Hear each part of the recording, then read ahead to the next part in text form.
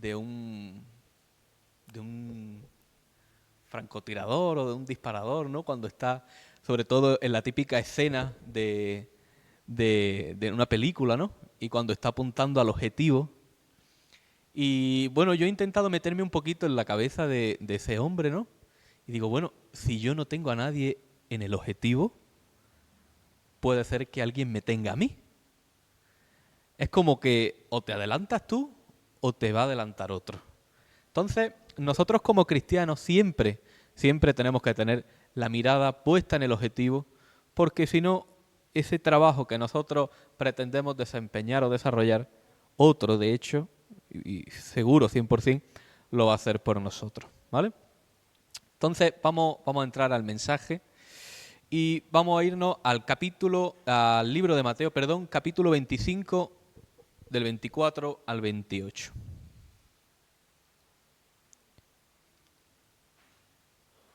¿Lo tenemos ahí? Mateo 25, 24. Reina Valera. ¿Listo?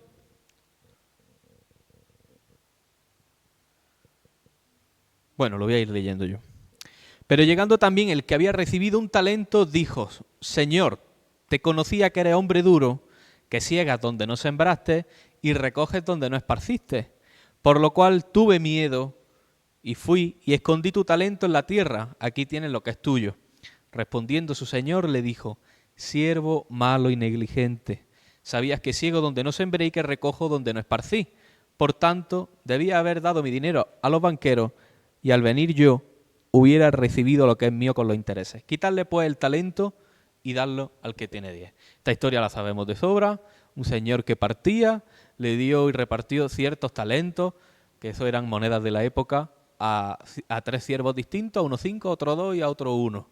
El de 2 y el de 5 sabemos que multiplicaron, porque dice la Biblia, con un término muy concreto, negociaron los talentos. Y aquí dice que este que recibió uno por miedo,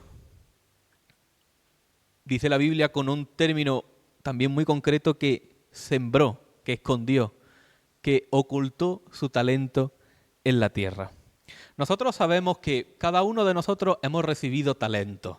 Lo que en la época eran monedas, a día de hoy son dones, son capacidades, son habilidades. Algunos habilidad para hacer negocio, algunos habilidad para hacer música, algunos habilidad para cantar, algunos habilidad para hacer amistades, para socializar, perdón. Otros tenemos habilidad para poder preparar un mensaje. Cada uno de nosotros tiene una habilidad en especial, cada uno de nosotros tiene una habilidad en concreto que tenemos que averiguarla, tenemos que descubrirla y tenemos que explotarla, tenemos que aprovecharla al máximo. Entonces, somos conscientes de ello. Pero ahora, hay ciertos términos que tenemos que aplicar a nuestra vida para que lo que Dios ha puesto en ti y en mí pueda llevar un fruto a Él. ¿Por qué? Porque lo que Él da no puede volver a Él exactamente igual, sino que tiene que volver a Él multiplicado, tiene que volver a Él con fruto, tiene que volver a Él con algo de provecho, ¿vale? Entonces, fijaos, en el verso que acabamos de leer nos encontramos con un hombre que recibió un talento pero no fue capaz de reproducirlo, es decir, no fue capaz de multiplicarlo, sino que lo enterró en la tierra, ¿vale? Entonces, lo que hemos dicho, cuando nosotros el talento que recibimos lo enterramos en la tierra, lo dedicamos a la tierra, lo sembramos en la tierra, no tiene absolutamente nada de provecho para Dios, no tiene ningún provecho para el reino. Entonces, lo que tú y yo tengamos, tenemos que ponerlo al servicio del reino. Ahora, ¿cómo ponemos tú y yo lo recibido de parte de Dios para el servicio y producción del reino de Dios? Porque nosotros como cristianos, nosotros sabemos que vivimos en la tierra, pero nuestra patria no es esta, nuestra patria está allá arriba. Entonces, si nuestra patria, a donde nosotros pertenecemos, no es este lugar, aunque estemos aquí, tenemos que producir para enviarlo allí. Obviamente. Mira, hay muchas personas y muchas familias que por X circunstancias han tenido que emigrar, han tenido que salir de su país o han tenido que salir de su tierra para poder trabajar, para poder producir y para que el día de mañana puedan tener algo con lo que vivir y algo con lo que pasar y disfrutar los últimos años de su vida, para poder estar tranquilos y poder estar relajados. Nosotros de alguna manera somos esa especie de familia que ha salido de su territorio para ganar alma, para ganar lo que se ha perdido y devolverlo al lugar de donde salieron. Entonces, nosotros como gente del reino, si lo que Dios nos ha entregado hacemos como este siervo y lo invertimos en la tierra, no tiene absolutamente nada de provecho. Absolutamente nada. Sin embargo, los otros 2 siervos que recibieron 1, 2 y otros 5 talentos, la Biblia emplea un término que dice que negociaron los talentos. Dice la Biblia que la que recibió 5 negoció y fue capaz de producir 5 talentos más. Es decir, en total 10. Y la que recibió 2 talentos produjo otros 2 talentos más. Muchas veces, cuando nos encontramos dentro del Evangelio, nos encontramos dentro de la iglesia, siempre tendemos a mirar al vecino o al que está a nuestro lado y muchas veces envidiamos la capacidad que tienen ciertas personas de hacer o de obrar para el reino de Dios, ¿no? Y muchas veces anhelamos lo que la otra persona tiene. Pero lo que intento transmitir en esta tarde es que cada uno tiene que mirar para uno mismo y tiene que preocuparse por producir uno mismo. Fijaos qué ironía, ¿no? Por así decirlo. Yo puedo decir que el que recibió 5 talentos produjo 5 talentos. Y el que recibió 2 produjo otros 2. Si nos ponemos analíticos, ¿cuál de los 2 produjo más? ¿El que produjo 5 o el que produjo 2? ¿Vosotros qué queréis? ¿Quién produjo más de los 2? ¿El que produjo 5 teniendo 5 o el que produjo 2 teniendo 2? Produjeron exactamente lo mismo. ¿Por qué? Porque cada uno, en el ámbito en el que se encontraba, dependiendo de lo que disponía, de lo que estaba en su posesión, produjo exactamente de la misma manera. El que tenía 5 disponía y tenía muchos medios para poder negociar, obviamente podía producir otros 5. Y el que tenía 2, obviamente con sus medios y con sus capacidades fue capaz de producir otros 2. Es decir, cada uno se multiplicó en lo que tenía. Multiplicó por 2. Es decir, los 2 produjeron, exactamente lo mismo. Entonces, nosotros no tenemos que...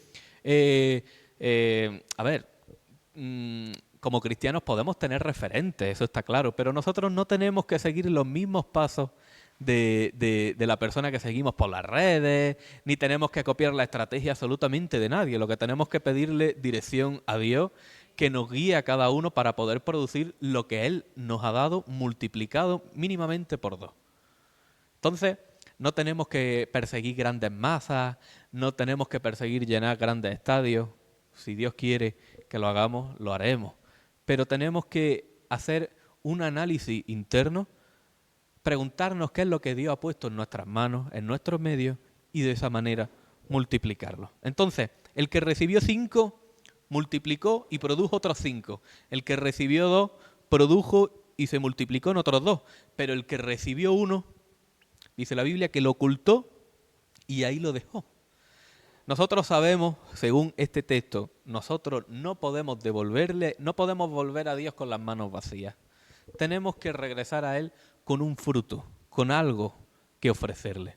Entonces, si tenemos ya un tiempo de convertidos, si tenemos un tiempo ya de conocedores del Evangelio y aún pensamos que no hemos producido para el reino, todavía no es tarde. Nosotros sabemos que nuestro Dios es un Dios de oportunidad. Para mí la oportunidad es tiempo. Y como por el momento Dios nos ha dado tiempo, no sabemos hasta cuándo, pero hasta el momento lo tenemos, todavía tenemos oportunidad de poder presentarnos delante de Dios en su venida con algo que ofrecer. Amén. Entonces, fijaos, El de un talento ocultó, sembró, invirtió en la tierra. Los otros dos negociaron. ¿En qué consiste un negocio? ¿En qué consiste el proceso de negociar? Multiplicar, por ejemplo. ¿En qué podemos decir más de lo que es un negocio? Sacar rentabilidad de algo, de un producto, de un servicio, ¿no? Vale. Más vulgarmente, negociar es perder un poco para ganar mucho. Si nosotros tenemos un producto, por ejemplo, yo tengo un teléfono, pierdo este producto para ganar más dinero. Con el dinero ganado compro este producto y me sobra ganancia. Entonces, he perdido un poco para ganar más. El hecho de que nosotros como cristianos negociemos en el Evangelio implica que tengas que perder un poco de ti para que tu objetivo sea ganar más de Dios. Ese es el objetivo de negociar en el Evangelio. En el Evangelio tenemos que perder constantemente. ¿Qué es lo que tenemos que perder? De nuestro yo. Tenemos que perder de nuestras emociones, tenemos que perder de nuestras opiniones, tenemos que perder de nuestra manera de pensar y de nuestra mala y continua manera de vivir. ¿Para qué? Para que con nuestro objetivo que tenemos en la mente poder ganar mucho más de Dios. Entonces, el arte de negociar consiste en perder un poco para ganar mucho. Tenemos grandes referentes en la Biblia que nos muestran este ejemplo.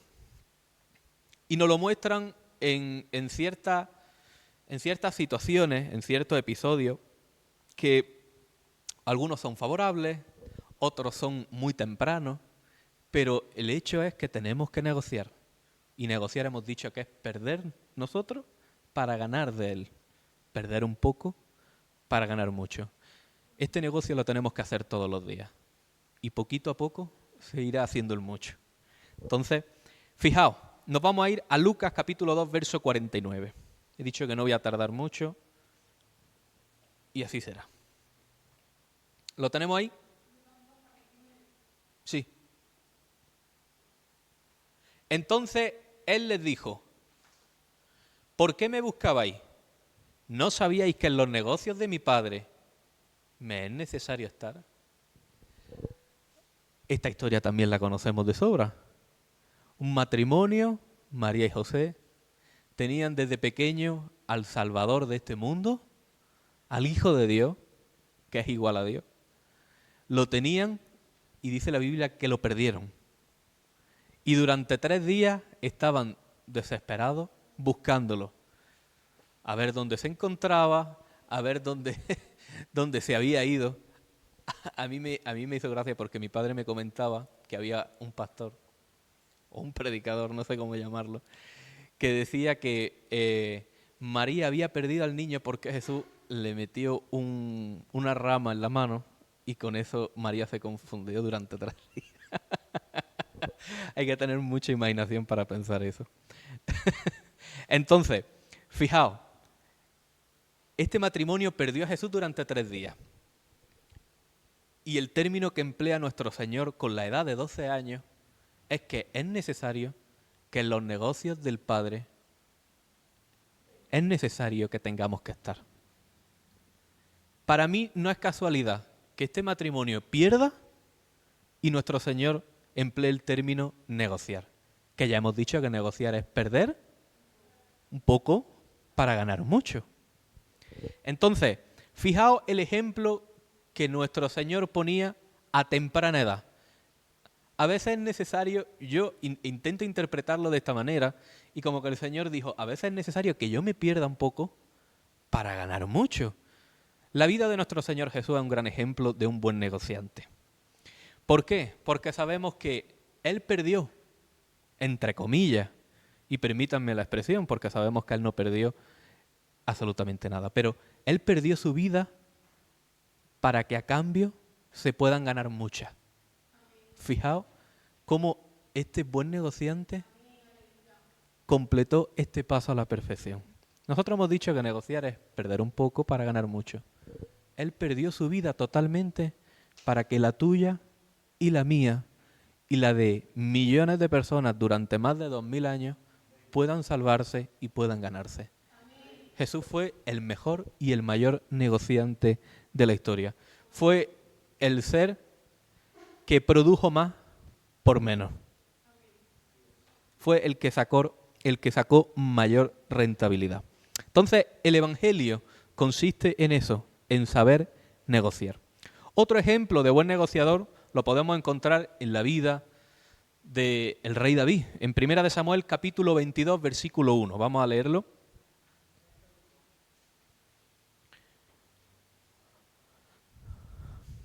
¿Lo tenemos ahí? Yéndose luego David de allí, huyó a la cueva de Adulán. Y cuando su hermano y toda la casa de su padre lo supieron, vinieron allí a él y se juntaron con él todos los afligidos, todo el que estaba endeudado y todos los que se hallaban en amargura de espíritu, y fue hecho jefe de ellos y tuvo consigo como a 400 hombres.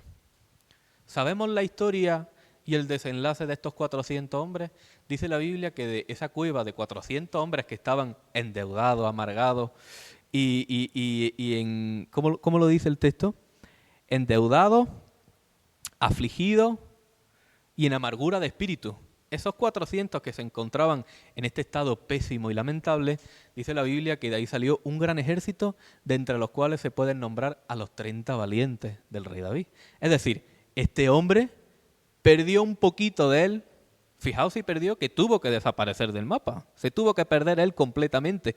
Pero a cambio de su pérdida, entre comillas, pudo ganar a 400, de entre los cuales 30 eran destacables en gran manera. Entonces, el rey David también fue un gran negociante. Estos 400 hombres fueron transformados de vida arruinada a vida afortunada. Entonces, lo que trato de transmitiros en esta tarde es que la inversión que nosotros tenemos que hacer en nuestra vida, con nuestro tiempo, con nuestros talentos, con nuestras habilidades, con nuestras capacidades y con nuestros medios, no tiene que ser en lo terrenal, sino que tiene que ser en lo espiritual.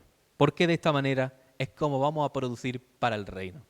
Tenemos interés, nos desvivimos por producir para nosotros, nos desvivimos por producir para esta tierra, para amontonar riquezas. Pero si ese mismo empeño, esa misma dedicación y ese mismo interés lo pusiéramos en las cosas del reino, yo creo que explotaríamos la tierra literalmente, porque la habríamos ganado desde hace ya bastantes años. Entonces, yo pienso que muchas veces, y yo creo que esto es mío, ¿vale? Pero pienso que a causa de nuestra actitud, de nuestra dejadez, como que estamos retrasando un poquito la venida. Él la retrasa a voluntad propia, porque por misericordia a nosotros. Pero yo pienso que si esta dedicación que nosotros le ponemos a esta vida natural la pusiéramos en la vida espiritual, yo pienso que el Señor habría venido ya hace bastante tiempo, porque ya habría ganado y recolectado lo suyo.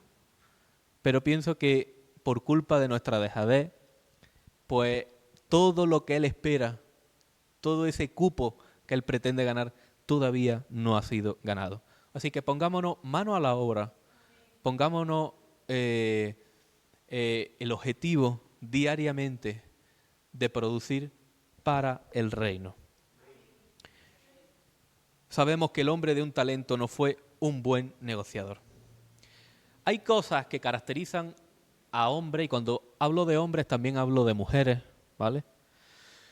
Pienso que hay ciertas características, ciertas cosas que identifican a un buen negociador. Vamos a enumerar unas cuantas y ustedes desde vuestra casa, meditando en el mensaje, sabéis que tenéis un canal de YouTube donde podéis ver todos los mensajes en la casa. En lugar de poneros los Simpsons, por ejemplo, para comer, pues ponemos el mensaje en el YouTube. Tenéis un canal de Spotify para poder repetir todos los mensajes, para que cuando vayáis en el coche, pues vayáis escuchando la palabra. Iglesia Restauración Cristiana, para los que nos vean. Entonces, usted puede ir añadiendo, indagando en la palabra e ir ofreciendo más cualidades y más características que identifican a un buen negociador. En esta tarde yo voy a ofrecer unas cuantas que seguro estamos todos de acuerdo. Pienso que una de las cosas que caracterizan a un buen negociador es su visión. ¿Por qué? Porque si yo como negociante no veo que en algo voy a ganar, no invierto. ¿O estoy en el error? Yo pienso que no. Un buen negociante tiene que tener una buena visión para saber invertir. Muchas veces nos embarcamos en ciertas cosas, nos embarcamos en ciertas, en cierto, no sé cómo denominarlo, vamos a decir episodios, ¿no?, de nuestra vida, que por no buscar una dirección y una visión divina, pues acarreamos y nos metemos en ciertas circunstancias que no son ni muchísimo menos la voluntad de Dios. Yo pienso, por ejemplo, que la vida de Jonás no fue un buen negociador, no fue un hombre que tuviera mucha visión. Recibió un mensaje divino, recibió una orden, y este hombre, en lugar de pedirle consejo a Dios o de preguntarle de qué manera procedo, cómo hago estas cosas, este hombre se lió la manta a la cabeza, huyó de la presencia, y yo pienso que la visión que tuvo este hombre fue desastrosa y fue yendo de mal en peor, hasta que tuvo un rayo de luz. También dice la Biblia, no lo tengo apuntado, vamos a buscar el texto.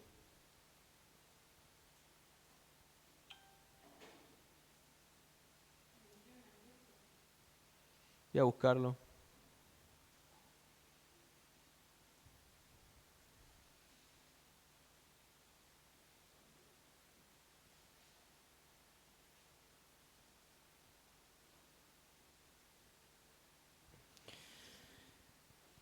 Mateo 13:46. Este texto no lo tenía apuntado.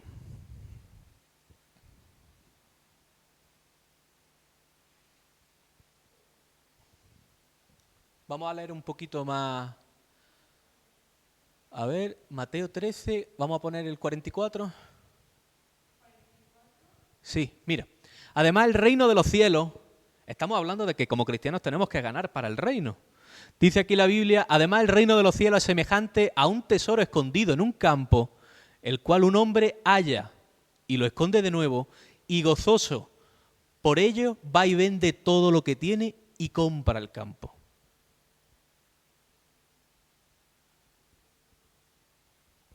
Este hombre fue un hombre que tenía visión, porque no cualquiera encuentra un tesoro en mitad de un campo. Aquí en esta versión no sé si lo especifica, en otras versiones especifica que era una perla. Imaginaos ir a inspeccionar un terreno, un campo y encontrar una perla. Tienes que tener buena vista para encontrar el tesoro. Tienes que ser muy sagaz, tienes que ser muy inteligente, tienes que tener conocimientos para poder hallar un tesoro de tal envergadura, tal que te lleve a pensar que lo tienes que vender todo para comprar ese terreno. Entonces, es necesario que nosotros tengamos una visión para poder obrar de la manera que Dios espera a nosotros, para que podamos sacar mayor rentabilidad a todo el tiempo que Dios ha puesto a nuestra disposición. Ahora, ¿cuál es la visión? Muchas veces cada iglesia tiene su propia visión, cada iglesia tiene su propia filosofía, pero básicamente la visión es lo que está escrito. La visión es la Biblia. Y si en nosotros no está plasmada esa visión, no podemos ganar absolutamente nada, no podemos encontrar absolutamente nada para el reino.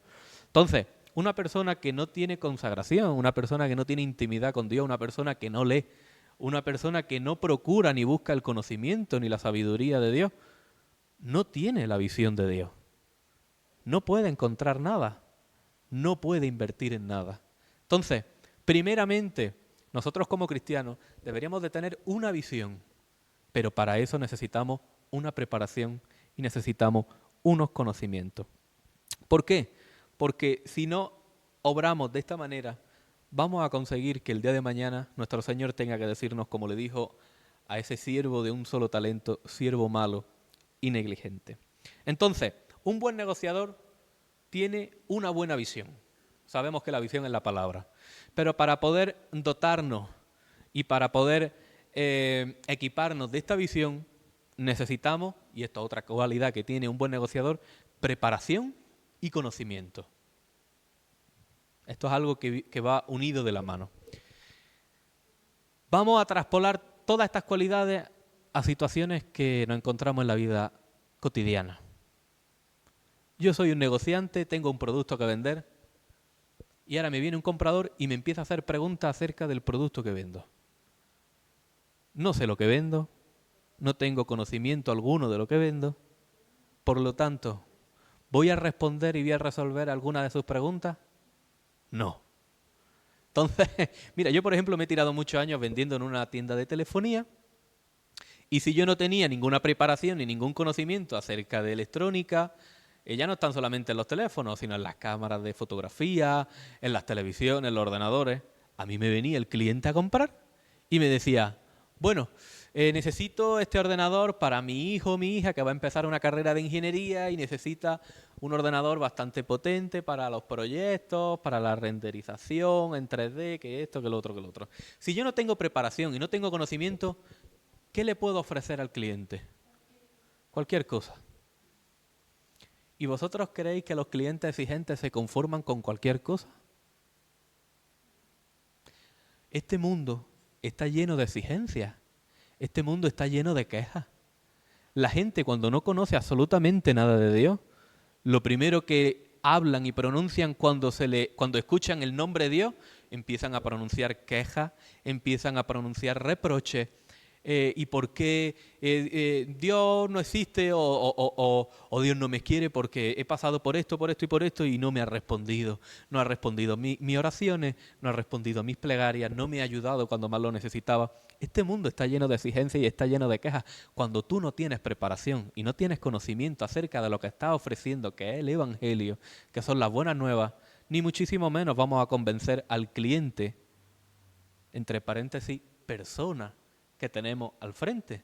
Entonces, tú y yo, como buen negociante, necesitamos tener una buena visión, es decir, poder identificar a las personas que realmente están necesitadas del Evangelio, que ya os adelanto que son todas, incluidos nosotros, y tenemos que tener una preparación y un conocimiento consecuente a la visión que queremos obtener. ¿Para qué?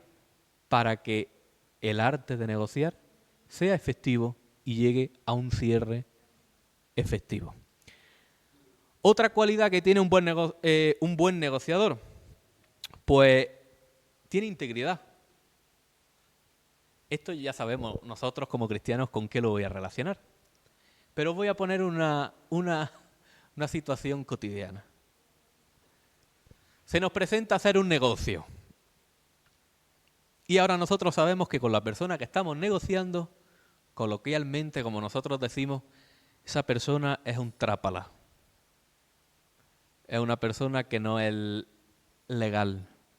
Es una persona que no es de confianza. Una persona que sabes que anda con engaños y que anda con trampa. ¿Ustedes harían un trato con esa persona que sabéis que tiene mala reputación? Se os presenta a comprar un coche porque estáis buscando un coche y sabéis que las manos de las que procede no son buenas. Por muy buen precio que ofrezca, ¿lo compraríais? Yo pienso que no.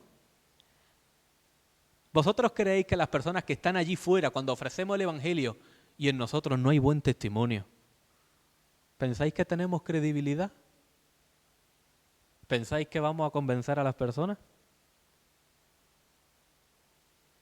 El agua que ofrecemos es muy buena. El agua viene del cielo. Ahora, cuando el vaso que la ofrece está sucio, por muy buena que sea el agua, no se puede beber, porque el vaso de donde sale ensucia el agua. Entonces, para nosotros poder ofrecer el Evangelio y ganar almas para Cristo, hemos dicho que necesitamos una buena visión, necesitamos tener preparación y conocimiento, pero es que no tan solamente eso, porque yo puedo predicaros una revelación bajada directamente del cielo, pero ahora si yo no tengo integridad, si no vivo una vida en santidad, si no busco a Dios, si no tengo buen testimonio, ¿cómo os vais a alimentar de la palabra? ¿Cuánta gente se ha puesto aquí no me refiero aquí, literalmente. Me refiero en un púlpito, que sabemos perfectamente que no ha tenido una conducta limpia y se te ha puesto a predicar del Evangelio. ¿Habéis estado pendiente a la prédica? Yo pienso que no. Entonces, es necesario que para traer convencimiento al pueblo, el que imparta la palabra, buena visión, buen entendimiento y preparación, y sobre todo que tenga integridad. Todo este conjunto, todos estos requisitos que vamos a reunir nosotros como cristianos, y esto es claro, tiene que ir como buen negociador, como buen vendedor del Evangelio, tiene que ir orientado a unos objetivos. Como ya hemos dicho, no podemos regresar al Padre con las manos vacías. No podemos regresar como hemos venido. Tenemos que producir para el reino. Entonces, todos los resultados, todo lo que nosotros vamos a reunir a lo largo de nuestra vida como cristianos tiene que ir orientado a unos resultados. Estos 3 hombres que fueron echados en un horno en el capítulo 3 de Daniel, lo que hicieron, aun jugándose la vida, fue con una orientación a unos resultados impresionantes. Ganaron a un país entero. La prédica de Pedro, las 2 prédicas de Pedro, fueron orientadas a un objetivo. 8.000 personas salvadas. La venida de Cristo a la tierra fue con unos objetivos marcados. Morir por nosotros y salvarnos. La construcción del arca fue con unos objetivos. Preservar la vida humana. Todo lo que nosotros hagamos en Dios tiene que ir orientado a unos objetivos. No podemos hacer las cosas por hacer, no podemos hacer las cosas porque, bueno, hace mucho que no lo hacemos, vamos a ponernos y hacemos algo distinto para salir de la monotonía. No, todo lo que nosotros hagamos y emprendamos en Dios tiene que ir orientado a unos resultados. Entonces, repasamos. El título de este mensaje es Teniendo la mirada en el objetivo. Nuestro objetivo es ganar almas. Nuestro objetivo es llegar al cielo y presentarnos ante el Padre, no con las manos vacías, sino presentándole un fruto digno de Él y un fruto que lo honre, un fruto que lo glorifique. Entonces, no podemos hacer la obra indolentemente, no podemos hacer la obra como nosotros decimos, a la virulé. Esta frase se está poniendo muy de moda, lleva años pronunciándose, pero cada vez se va haciendo más notoria bueno, como es para Dios, voy a cantar, no canto bien, pero como es para Dios. El mundo, para ponerte en un escenario, te exige una preparación, te exige unos requisitos y sobre todo te exige un talento impresionante. Entonces, si el mundo te es exigente, ¿qué te hace pensar que Dios no lo es? ¿Dios se conforma con nada? No. Entonces, quien ha dicho que el Evangelio es fácil, pienso que no sabía lo que decía y nos hemos metido en una carrera de fondo. Esto no tiene nada que ver con una ingeniería, ni tiene absolutamente nada que ver con un registrador de la propiedad, ni con notaría. Esta carrera es mucho más que la universidad.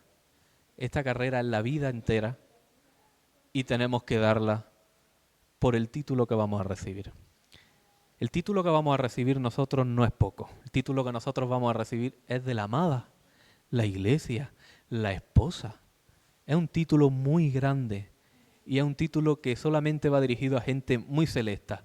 Gente que tiene buena visión, que se ha preocupado por prepararse y adquirir conocimiento, que tiene una integridad y una santidad, unas vestiduras limpias, y que todo lo que ha hecho para el reino ha ido orientado a un objetivo. Es decir, sabían lo que hacían. Vemos nosotros en el capítulo 11 de Hebreos un listado, unos nombres llamados los héroes de la fe. Y estos hombres sabían lo que hacían. Estos hombres y estas mujeres no hacían nada al azar, no dejaban nada a lo que saliera. Ellos se preocuparon por vivir una vida en santidad, se preocuparon por vivir una vida dedicada a Cristo, a Dios. Y nosotros, si nuestro referente y nuestra guía es la Biblia, tenemos que seguir esto paso a paso. Así que Este es el mensaje que yo tengo para ustedes, para hoy al menos. Esforcémonos, pongámonos las pilas. Cristo viene y viene pidiéndonos a nosotros qué le estamos ofreciendo. Viene a la expectativa de qué va a hallar en nosotros. Que Cristo venga y después de tanto tiempo no tengamos absolutamente nada que ofrecerle, es un poquito terrible. Entonces, lo que os he dicho, pongámonos las pilas, mientras haya tiempo, hay oportunidad, sigamos avanzando, sigamos luchando y sobre todo, sigamos ganando para Dios, para el reino, que de allí somos y allí vamos. Que Dios bendiga mucho.